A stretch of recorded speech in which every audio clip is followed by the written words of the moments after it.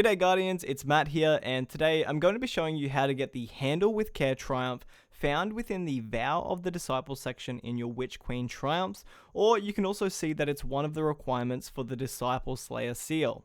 The Triumph requires you to defeat the Caretaker while having every member of the fire team stun him at least once per floor. There are 3 floors and presumably 6 players in the fire team, netting you a combined 18 stuns in total.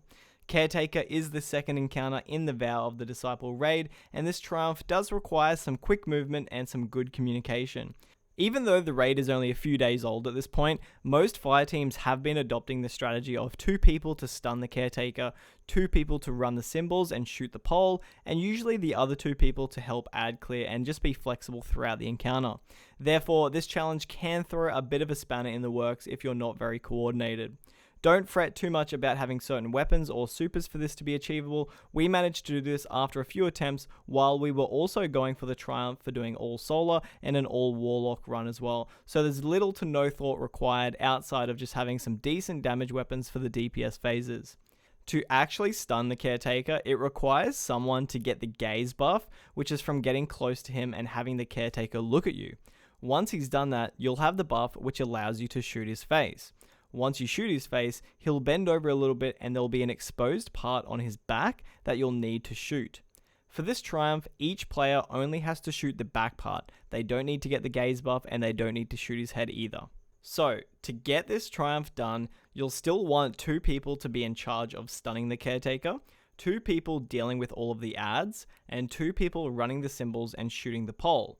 In our fire team, Roguey and I were our team's symbol runners who'd come out of the rooms and shoot the pole.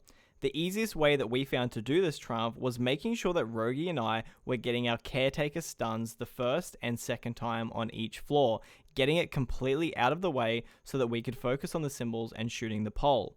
I would start the encounter down with the Caretaker while our stun players would trigger this gaze buff and shoot his head, allowing his back to be exposed so that I could get my stun done very quickly. While I was doing this, Roguey would be entering the room collecting his first 3 symbols. He'd be communicating them with me while in there so that I could help him shoot them after I got my stun.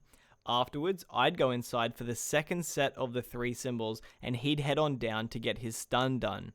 Again, we'd meet back at the pole to shoot my symbols, and at this point, him and I have done our stuns. The 2 stun players would rotate with the add clear players so that they could get their stuns done, while Roguey and I at this point would collect the final 3 symbols and shoot them.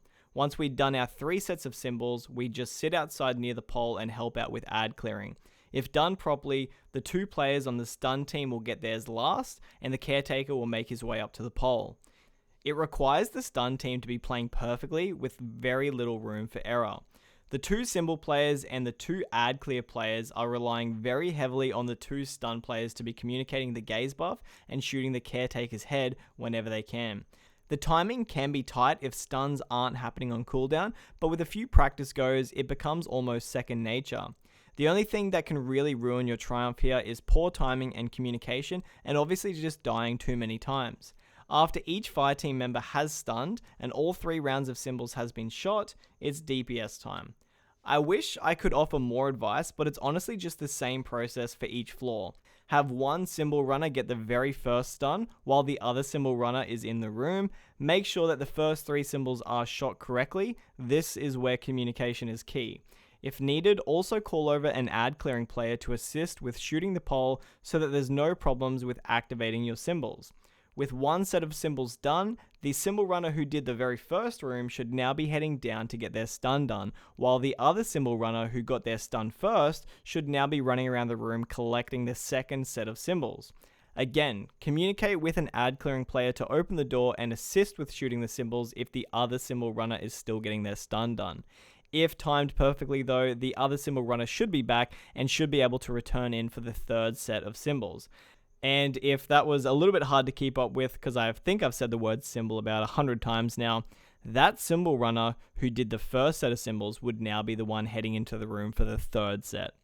While they're in the room collecting the 3rd set of symbols, the 2 add clearing players are now getting their stuns in on the Caretaker, same with the 2 stun players as well. Then it's just damage phase again and just repeating the same stuff on the final floor. If you're struggling on damage, having a player use Divinity makes it fairly easy, and everyone else using linear fusion rifles or Izanagi's Burden with auto-loading rocket launchers.